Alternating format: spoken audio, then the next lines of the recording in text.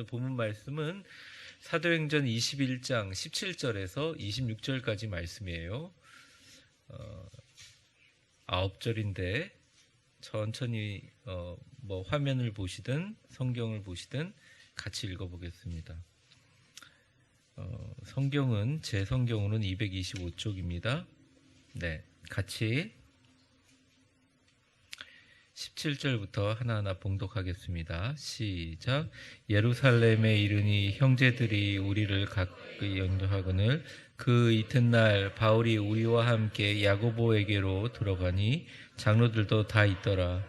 바울이 문안하고 하나님이 자기의 사역으로 말미암아 이방 가운데서 하신 일을 낱낱이 말하니 그들이 듣고 하나님께 영광을 돌리고 바울더러 이르되 형제여 그대도 보는 바에 유대인 중에 믿는 자 수만 명이 있으니 다 율법의 열성을 가진 자라. 내가 이방에 있는 모든 유대인을 가르치되 모세를 배반하고 아들들에게 할례를 행하지 말고 또 관습을 지키지 말라 한물 그들이 들었도다. 그러면 어찌할꼬 그들이 필연 그대가 온 것을 들으리니 우리가 말하는 이대로 하라. 서원한 네 사람이 우리에게 있으니 그들을 데리고 함께 결례를 행하고 그들을 위하여 비용을 내어 머리를 깎게 하라. 그러면 모든 사람이 그대에 대하여 들은 것이 사실이 아니고 그대도 율법을 지켜 행하는 줄로 알 것이라. 주를 믿는 이방인에게는 우리가 우상의 제물과 피와 목매어 죽인 것과 음행을 피할 것을 결의하고 편지하였느니라 하니 바울이 이 사람들을 데리고 이튿날 그들과 함께 결례를 행하고 성전에 들어가 각 사람을 위하여 제사 드릴 때까지의 결례 기간이 만기된 것을 신고하니라. 아멘. 지난주에 참 우여곡절 끝에 성령 받았다는 분들 그리고 성령의 어떤 예언을 해서 예루살렘의 가뭄 자체를 예언했던 대예언자가 예언한 들어가면 안 될 것 같다, 죽을 것 같다라고 얘기한 걸 다 뿌리치고 바울이 끝내 고집을 부려서 나는 죽으면 죽겠다 그러고서 이제 예루살렘에 들어가서 첫 번째 만나는 오늘 일들을 같이 나누게 됩니다. 이번에 제가 이제 성지순례를 가게 되니까 일단 저랑 공부했던 이제 후배들 한 명은 지금 이제 제일 저랑 가까운 후배이고 저랑 군생활 장교생활도 같이 했던 후배인데 이제 연세대학교 지금 교수예요. 네, 그래서 형님 그러면 제가 가서 형님도 가만히 있을 수 없으니까 거기에 대한 이제 자료들, 그리스나 빌립보 지역에 대한 자료들 자기가 영상으로 방송 출연한 거 있으니까 보내드리겠습니다. 또 받기도 하고. 근데 많은 분들이 이제 그곳에 가서 아주 짧은 기간이지만 최선을 다해서 그 유적지들을 보면서 그냥 유적지들만 보면 거의 비슷비슷하거든요. 그래서 의미를 잘 갖고 그런 것도 준비하게 하시는 걸 보면서 하나님께서 참 사랑하시는구나 이런 생각을 하게 됩니다.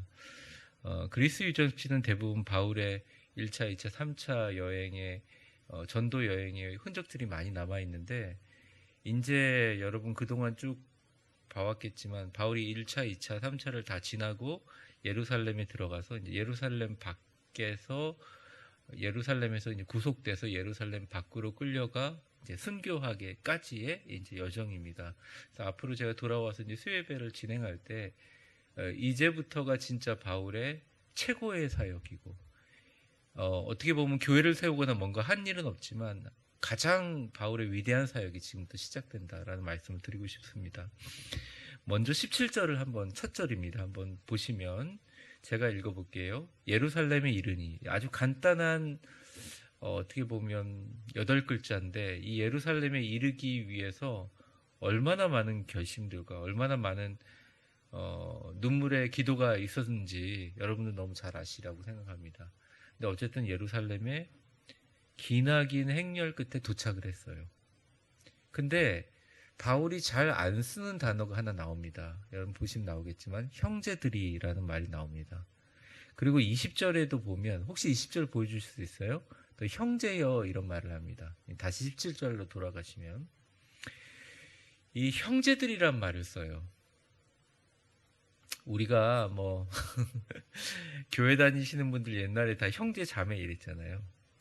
제가 예전에 그 이제 소망교회에서 청년부를 그때도 어릴 적이었죠. 근데 목사로 청년부를 이렇게 지도할 때 그때 조장이시던 분 그런 어린 분들이 지금 뭐 삼성경제연구원이고 어디 무슨 주식회사 대표이기도 이사이기도 한 그런 친구들이 되게 많은데 그런 분들한테 도대체 뭐라고 불러야 될지 잘 몰라가지고 제가 아무개 형제님 그러면 다들 하는 소리가 아니 목사님 형제라는 말 제가 이 나이 들어서 듣기 참 그렇습니다. 다만 그렇게 얘기를 하더라고요. 근데 이제 그 옛날에는 참 형제 자매란 말을 많이 붙였어요. 모르겠습니다. 여러분들 신앙생활 어떻게 했는지 모르겠는데 저는 형제자매란 말을 진짜 많이 좋아하거든요. 담임 목사 되기 전까지는 부서를 주로 했기 때문에 형제자매란 말을 정말 많이 썼는데 담임 목사가 되다 보니까 이제 직분별로 부르는 경우가 많아요. 근데 이제 형제와 자매라는 말이 얼마나 좋은 말인지 여러분들 아실 겁니다. 근데 바울이 이 형제라는 말을 썼다는 것은 실제로 썼을 것이고 누가라는 의사 같이 따라다니는 기록한 사람이 형제여라는 말을 쓴 걸 보고 적었을 텐데 바울에게는 많은 그 마음의 변화가 있었어요. 그러니까 시간이 짧기 때문에 다 다루기는 너무 어렵고 바울이 유대인에 대한 아주 깊은 관심을 가지고 유대인들을 하려고 했다가 하나님이 나에게 이방인 사도로 보내심을 받고 둘 중에 하나를 선택해야 될 기로가 있다는 것을 알고 머리를 깎으면서 내가 그러면 유대인들에게 배척을 당하고 죽임을 당할지라도 나는 이방인의 사도로 하겠더라. 다리에 먼지를 발끝을 털어버리면서 그냥 가는 그런 하나의 계기가 있었는데 잘 생각해 보면 바울이 사실은 이 실리적인 면에서 예루살렘에 들어올 이유가 없어요. 아까도 뭐 제가 여전히 얘기했지만 바울은 오히려 이 기독교라는 거대한 틀을 구축하기 위해서 좀 더 갱그리아를 중심으로 해서 이번 이제 그리스 돌겠지만 지중해도 돌겠지만 이런 많은 지역에 다니면서 더 이렇게 플랜팅 철치라고 하거든요. 교회를 하나하나 식물 심듯이 심는 게 어떻게 보면 나중에 바울의 전체적인 사역이 훨씬 더 유익이 되는 것이었어요. 근데 굳이 바울이 죽음을 각오, 사실 죽을 거는 다 알고 있었거든요. 각오하고 여기 들어온 이유는 뭐냐. 지난주에 제가 많이 다뤘지만 아주 핵심적인 이유는 하나님의 소명이고 성령의 이끌림이지만 두 번째로 인간적으로 가장 핵심적인 이유는 예루살렘에 정말 많은 성도들이 기나긴 4년간의 가뭄으로 굶어 죽어가고 그러다 보니까 사실은 예루살렘에 있는 사람들의 신자들이 이 가뭄에서 뭐 지금이야 가뭄은 잘 모르겠어요. 그 당시 가뭄은 위험하고 무서운 거잖아요.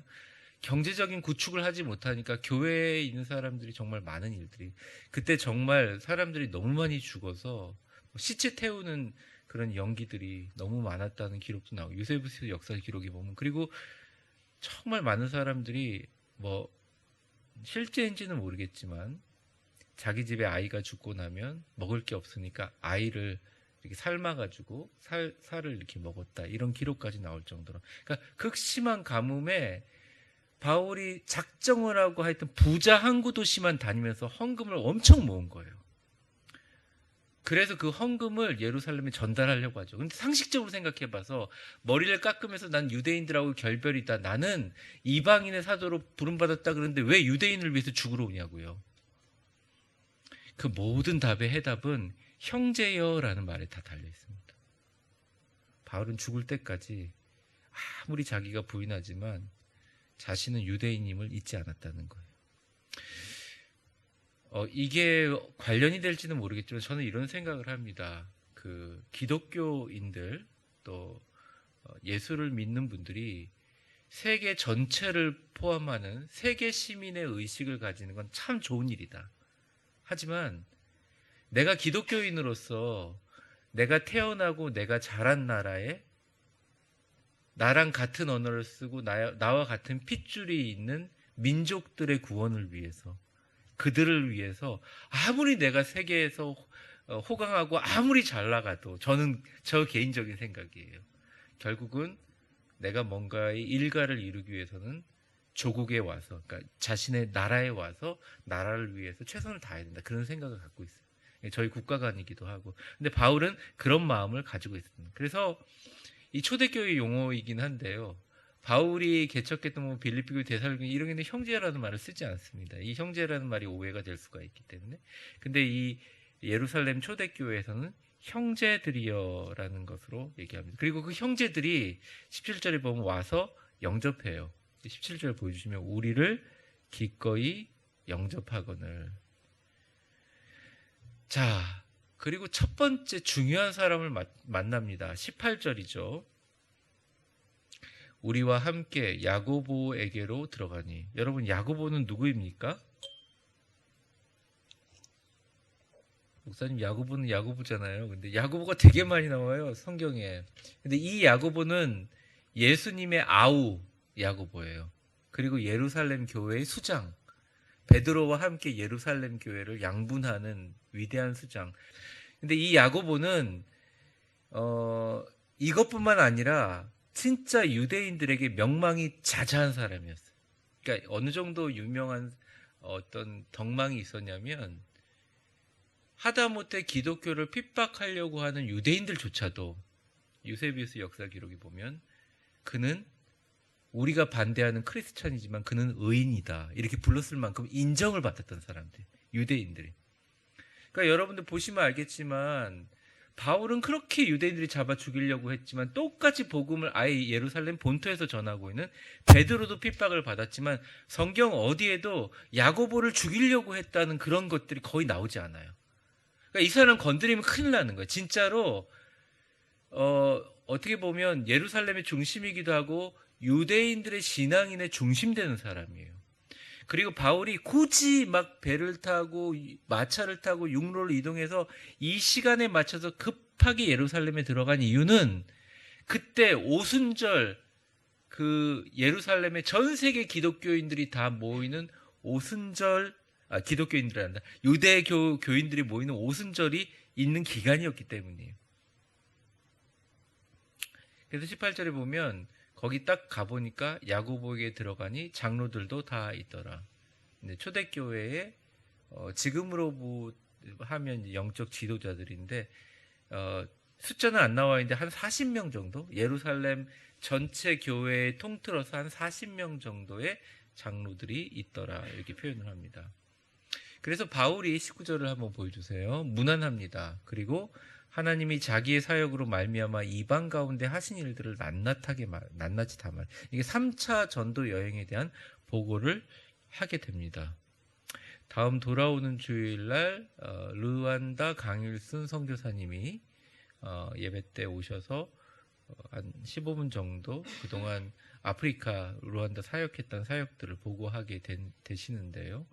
아마 그 다음 주 중간에 가신다고 해서 급히 제가 요청을 드렸는데, 그런 보고를 자세하게 하게 됩니다. 하나님이 자기의 사역으로 말미암아, 이거 되게 간단한 글자인데 미시오 데이라고 하는 라틴어인데요.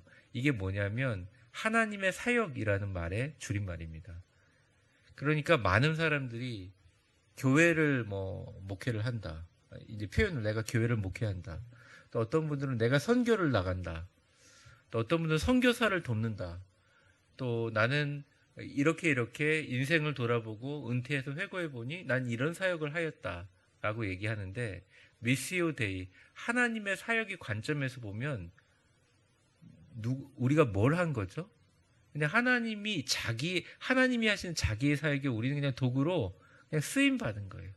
하나의 툴일 뿐이죠. 바울이 얘기하는 겁니다. 하나님이 자기의 사역으로 말미암아, 하나님이 자기 사역하기 말미암아 이방 가운데 하신 일을 낱낱이 말하니, 이 모든 어투가 바울이 얼마나 노력했어요. 여러분들 아시잖아요. 생명을 걸었잖아요. 그런데 하나님께서 자기의 사역으로 말미암아 이방 가운데 하신 하나님의 일만 얘기했다는 거예요. 그러니까 바울이 굉장히 성숙하여졌음을 이제 보게 됩니다. 한번 저를 따라해 보겠습니다. 결국 하나님이 다 하셨습니다. 이게 복 받는 사람, 하나님이 쓰시는 사람 하시는 보통 멘트라는 거죠. 다 말하니까 얼마나 감동을 받았겠어요. 20절 한번 보겠습니다. 같이 읽어볼까요? 시작. 그들이 듣고 하나님께 영광을 돌리고 바울더러 이르되 형제여 그대도 보는 바에 유대인 중에 믿는 자 수많이 하나님께 영광을 돌렸죠. 너무너무 좋아요. 그런데 이제 야고보가 이야기합니다. 형제여 그대도 보는 바에 유대인 중에 믿는 자가 수만 명이 있으니 이렇게 얘기합니다. 유대인 중에 믿는 자가 수만 명이 있다. 이게 과장이 아닌 거예요. 왜냐하면 스데반이 순교한 이후에 엄청나게 많은 숫자들의 유대인들이 흩어집니다. 그런데 대부분이 다 여유가 있어서 외국으로 나간 게 아니에요. 예루살렘만 벗어났을 뿐이지 각 지역으로 다 흩어진 거예요. 왜 예루살렘에 있으면 유대인들이 한번 화끈하게 죽이자 이러면 막 엄청나게 그리스도인들 진짜 마녀 사냥하듯이 몰아서 죽이니까 유대 밖으로 갔지만 유대 외곽에 다 몰려 있었던 그런 사람들이 수만 명. 게다가 오순절이기 때문에 해외에서 오시는 분들 수만 명. 그러니까 분명히 예수님이 승천할 때는 500명밖에 없었지만 예수님의 승천의 모습을 보고 가정에서 뭐 자신의 삶의 일터에서 나가서 말씀을 전한 사람이 복음을 받고 또 베드로가 설교할 때 3,000명의 제자가 생기고 또 뭐 성전에 가서 안전뱅이를 일으키는 베드로와 요한이 안전뱅이를 일으키는 사건을 통해서 또 뭐 이런 기적을 통해서 수많은 사람들이 예수 믿는 사람들이 그만큼 많았다는 거예요. 수만 명이라는 수만 명. 그 수만 명의 사람이 있는 줄 너도 알고 있지 않냐 이렇게 얘기하는 거예요. 근데 그들이 이게 좀 오해가 안 되셨으면 좋겠습니다. 제가 그 질문을 좀 할게요. 당시에 예수님 믿는 게 종교였습니까? 아니었습니까? 제가 그냥 질문할게요. 종교였나요? 지금 얘기하는 종교였나요? 물어보고 싶어요. 그 당시 기독교라는 게 있었어요? 있었어요? 그러니까 크리스찬이티라는 기독교라는 개념은 굉장히 나중에 나온 개념이에요. 그러니까 그 당시는 예수를 믿는 사람이에요. 나는 유대교인인데 나는 예수를 받아들인 사람이에요. 예수님이 장차 하늘에 올라간 대로 부름받아 이 자리에 내려올 승천을 믿는 사람일 뿐이지 자신의 본질은 뭐예요? 유대인이고 유대교인인 거예요. 그러니까 그런 사람이 수만 명이나 있다. 그렇게 얘기를 합니다. 무슨 말을 꺼내려고 하는 건가? 수만 명이 유대교 크리스찬이지만 아직까지 그들은 유대교에 매여 있다. 예수는 너무너무 잘 믿지만 율법에도 열심인 사람이다. 근데 너는 밖에 나가서 이방인의 사도이기 때문에 뭐 할례도 안 된다, 뭐도 안 된다 막 얘기를 하고 그 말이 틀린 것은 없지만 오해의 소지가 있다라는 암시를 주게 됩니다. 그들이 유대교에 입각해서 큰 오해를 하고 있다. 그러니까 베드로도 존경하고 하다못해 야고보는 너무너무 기독교를 싫어하는 유대인조차도 존경하는 정적 지도자이지만 바울로는 유대인으로 태어나 로마 시민권을 가진 변절자, 율법을 파기하는 자라 오해가 있을 수 있다라는. 유대교 신앙 중에 네가 얘기하는 그 당시는 형성되지 않았지만 바울에 의해서 기독교라는 것이 형성되지 않습니까? 기독교의 한 분파로 이해되는 하나의 이단성을 가지고 있다라고 생각할 수 있다 라고 이야기를 합니다. 21절을 보면 조금 더 이해가 되실 거예요. 21절 같이 한번 읽어보겠습니다. 시작.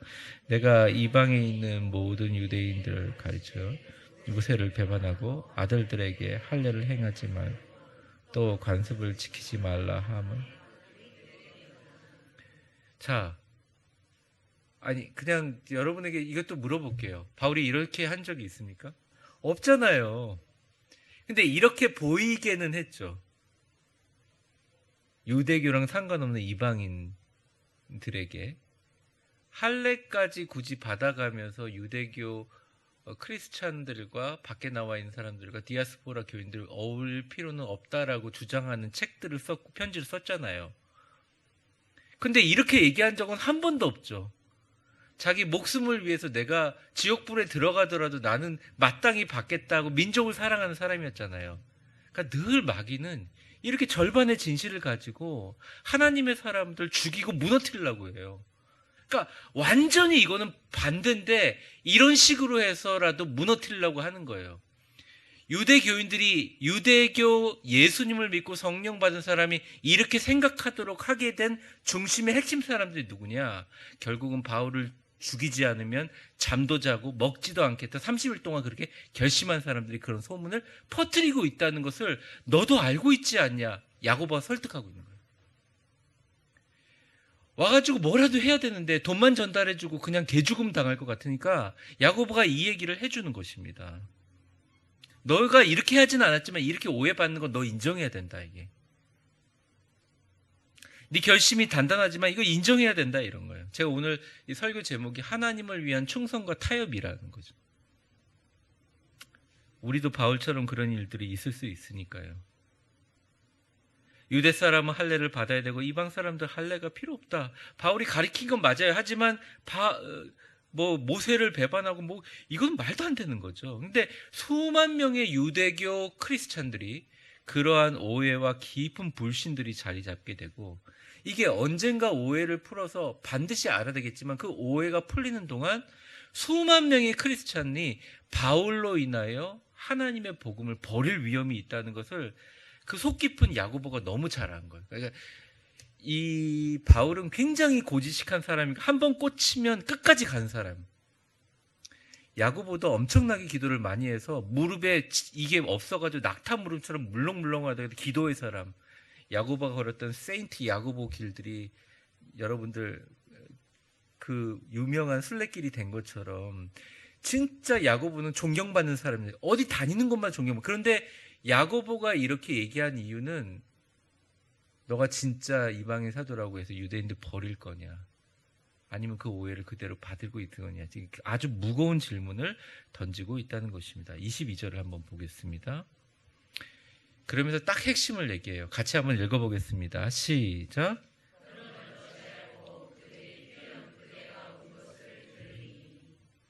바울이 이방인들에게 이렇게 얘기한 것은 복음을 전하기 위한 것인데 악한 마귀와 악한 사람들은 마치 바울이 한 말을 하고 두 말을 한 거짓말장이와 율법을 배반한 사람으로 만들어서 바울을 죽이려고 하는 흉계가 있는데 말하는 사람들이 바로 그들이에요.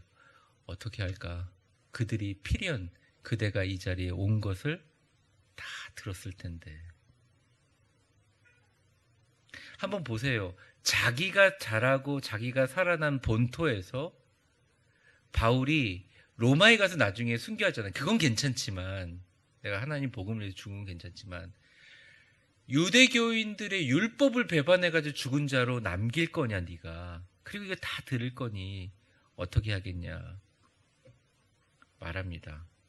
그래서 야고보가 제시합니다. 23절 같이 읽어보겠습니다. 시작. 우리가 말하는 이대로 하라. 서원한 네 사람이 우리에게 있으니. 네. 방법을 제시하는 거죠. 우리가 말하는 이대로 하라. 서원한 네 사람이 우리에게 있으니. 자, 요거는 조금 이따 설명하고 바로 그 24절 24절 같이 한번 읽어보겠습니다. 시작. 그들을 데리고 그들을 위하여 비용을 내어 머리를 깎게. 그러면 모든 사람이 그대의 들은 것이 사실이 아니고 그대도 율법을 지켜 행하는 줄로. 네. 그러니까 지혜를 낸 거예요. 지혜를 낸 거죠. 근데 이 결례의 유대인 전통을 조금 제가 설명을 하면 성경에는 그 부분만 쪼개가지고 같이 정리가 안 돼서 조금 정리를 해드리겠습니다. 당시에도 가난한 사람이 있었고 전반적으로 가뭄 때문에 가난했는데 어떤 사람이 율법에 어긋난 일을 했어요. 어긋난 일을 했어요. 그걸 다 알아요. 다 아는데 그 어긋난 일 한 것들이 사해져서 다시 유대인의 멤버로 받아들이기 위해서는 돈도 필요하고 의식도 필요해요. 그게 뭐가 필요하냐면 일단 예루살렘으로 다시 돌아와요. 그렇다고 유대인으로 다시 받아준 건 아닙니다. 예루살렘 돌아와서 다시 유대 사람이 되려고 할 때 회개의 뜻으로 결례 기간을 가지는데 최소 7일 동안 성전에 머물러요. 근데 아주 이렇게 구석지고 차갑고 좀 좋지 못한 장소에 머뭅니다. 그리고 30일 동안 고기와 포도주를 먹지 않아요. 그리고 그 기간에 깊이 반성하고 하나님께 제사를 지냅니다. 그리고 마지막 결단의 의미로 뭐예요? 머리를 깎아요. 그러면 다시 공동체 속으로 참여하게 합니다.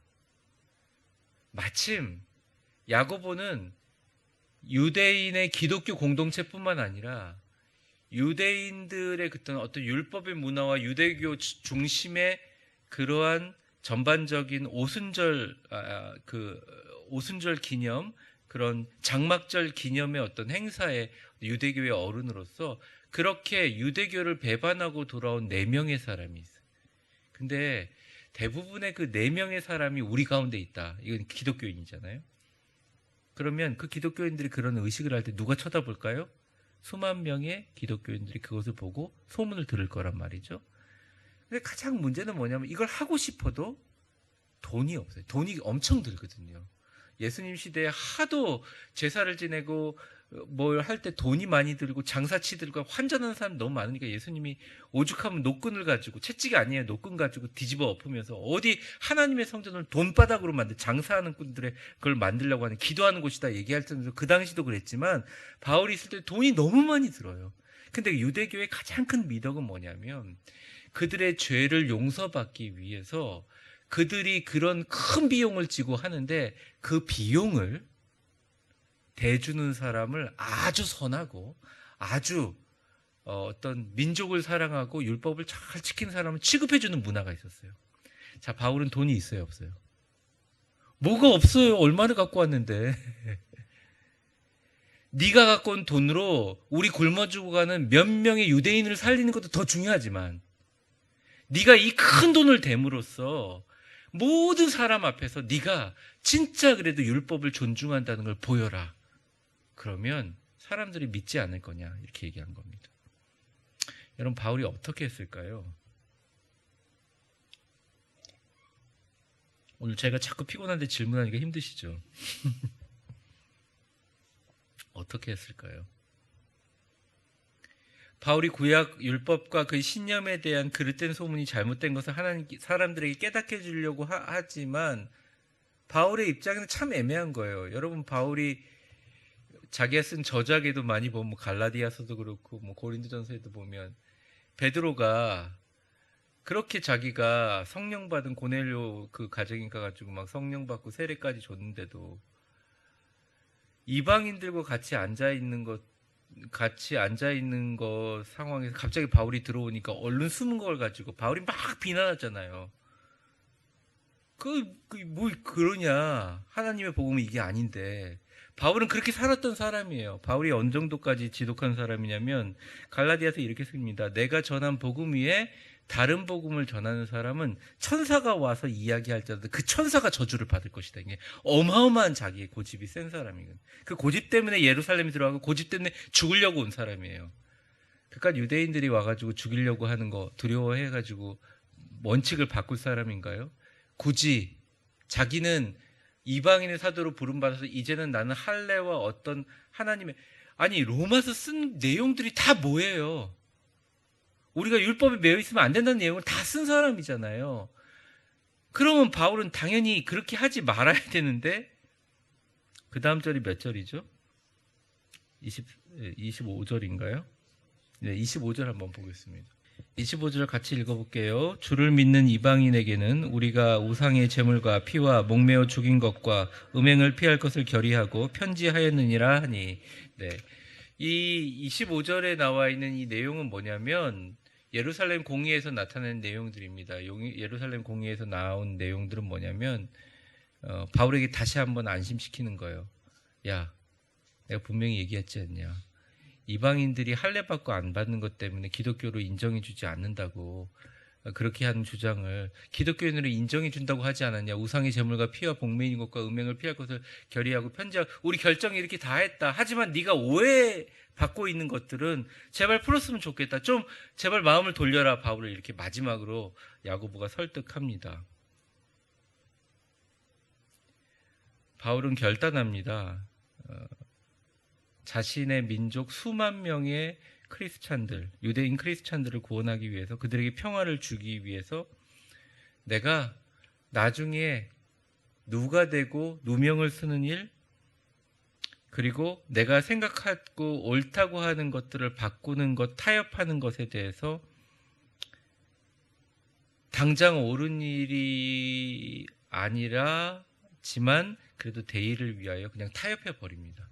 저는 바울이 순교하고 몽둥이에 두들겨 맞고 돌 맞아서 쓰러지고 넘어지고 그러고 다시 벌떡 일어나서 제자들에게 바구니에 실려가고 그런 시련보다 이게 가장 큰 시련이라고 생각해요. 저 같으면 그래요. 저는 개인적으로 어떤 저한테 공격을 하고 막 뭐라고 하는 그런 외부적인 공격보다 더 힘든 게 제가 목회를 하면서 제가 갖고 있는 원칙들을 바꾸라고 요구하는 걸 받으면 저는 그게 더 힘듭니다. 바울도 그것 갖고 산 거예요. 다른 것 갖고 자기가 본질이 그러니까 그거 갖고 살았던 사람. 그러니까 바울의 가장 큰 도전이었거든요. 근데 바울이 여기 보면 별다른 말 안 하고 그냥 받아들여요. 저는 눈물이 울컥 쏟아오르죠.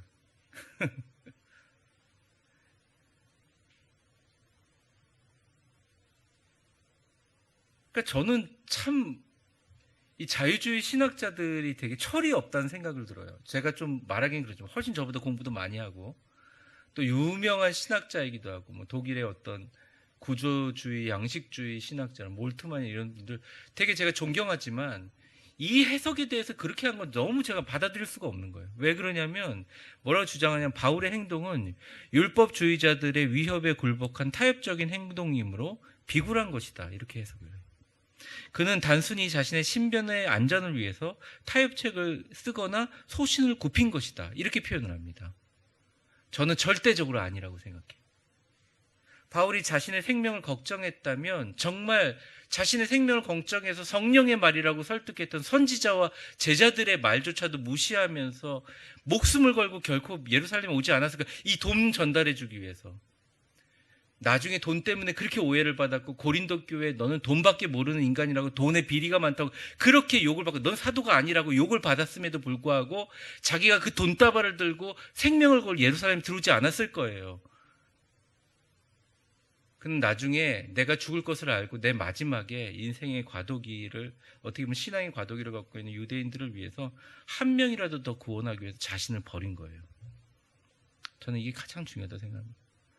신앙생활하면 가장 큰 위기가 뭐냐? 많은 분들은 뭐 신앙생활하다가 몸이 아프고 신앙생활하다가 복을 못 받고 뭐 그것도 위기죠. 그것도 위기예요. 그런데 신앙생활하면서 가장 큰 위기는 하나님이 너희 자신을 내려놓으라고 할 때 내가 어떻게 하느냐. 그게 가장 큰 위기인 거예요. 가장 큰 위기예요.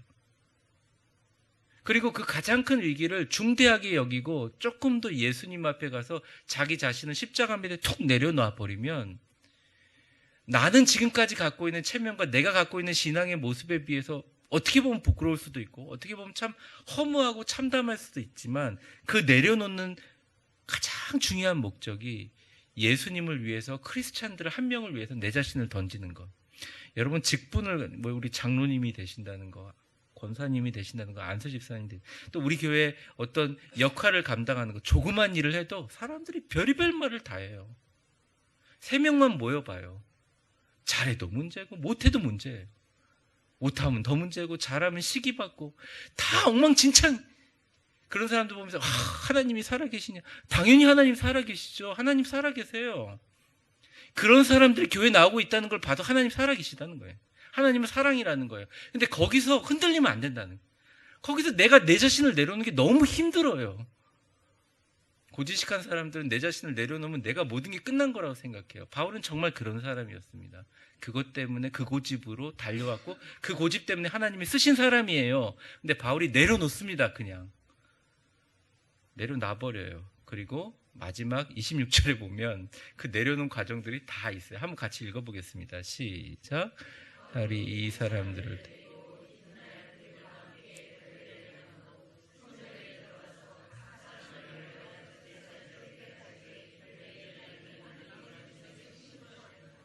네. 죄인이라고 취급받는, 인간같이도 취급받지 않고 유대인들과 같이 돌아오는 사람들과 함께 똑같이 7일 동안 갇혀있고 똑같이 그들을 위해서 포도주와 그 음식도 절제해 가면서 가장 예루살렘에서 돈 전달해주기도 급하고 내가 여기서 얼마나 살지도 모르는데 성전에 들어가서 각 사람을 위해서 제사 드릴 때까지 결례 기간이 만고될 때까지 돈까지 다 대가면서, 그게 정말 바울의 목숨값 같은 기분, 그 네 사람을 위해서 합니다. 왜? 사람들에게 보이기 위해서? 아니요. 수만 명의 크리스찬들에게 하나님은 유대인에게도 하나님이시기도 하다. 예수 그리스도의 복음은 유대인에게도 정확하게 아직까지 있다. 그러고서 바울은 죽잖아요. 저는 그 바울의 피값이 분명히 아직도 하나님께서 남아있기에 분명히 갚아주시고, 지금도 전 세계에 가장 복음화가 미진하고 안 되고 있는 이스라엘과 그 성지에 남아있는 유대교 크리스찬들, 또 일부 좀 변형된 캅틱 크리스찬들에게 반드시 복음과 성령의 역사가 하나님께서 반드시 언젠가는 생기실 줄 저는 믿습니다. 그 빚값을 주님께서 갚아주실 수 있다고 생각합니다. 복음을 위해서 양보하는 것, 이것도 충성이라는 거죠. 교회를 평화롭게 하고 하나님께 영광을 돌리기 위해서 간절한 마음 때문에 내가 이 정도 양보해야 된다면 나는 복음을 위해서 억울함과 누명과 나의 존재와 논리와 자존심까지도 버리고 오직 주님을 위하겠다라고 내려놓는 거 절대 무가치한 거 아닙니다. 하나님 보시기에는 너무너무 큰 거예요. 근데 요즘 제가 우리 교인들이 그렇게 내려놓는 거를 무가치하다고 여기고, 내가 당한다고 여기고, 내가 밀린다고 얘기고, 내가 예수님을 믿고 내가 주님을 믿고 있지만 내가 실패했다고 여기는 것에 대해서 참 많이 안타깝습니다. 주님을 위해서 십자가 지시면 여러분 하나님이 갚아주시는 건 더 큽니다. 한 두 마디로 제가 말씀을 정리하고 우리 기도하는 시간을 좀 가지려고 합니다. 첫째, 우리도 바울처럼 하나님의 사람과 교회를 위해서 충성 때문에 우리도 우리의 자존심과 우리의 것을 버리고 타협할 때가 있어요. 타협이라고 설명하지만 표현할 단어가 없으니까. 하지만 그 중심에 하나님은 분명히 아신다는 걸 기억하십시오. 그리고 혹시나 상처 입으신 분들이 있다면 위로를 받으시길 바랍니다. 두 번째는 이 사람의 작은 일 때문에 하나님의 위대한 사역이 묻히지 않도록, 이 저한테도 너무 큰 도전인 거예요. 때론 제가 가지고 있는 원칙과 제가 갖고 있는 분명히 변하지 않는 선 안에서 진짜 늘 가정과 교회와 일상에서 내가 갖고 있는 나의 것을 하나님 앞에 내려놓기 위해 우리는 성화의 과정을 걸어가고 있다. 그리고 그 내려놓음의 바닥 위에 위대한 교회가 든든히 서간다. 이걸 잊지 않으시기를 간절히 주의 이름으로 축원합니다.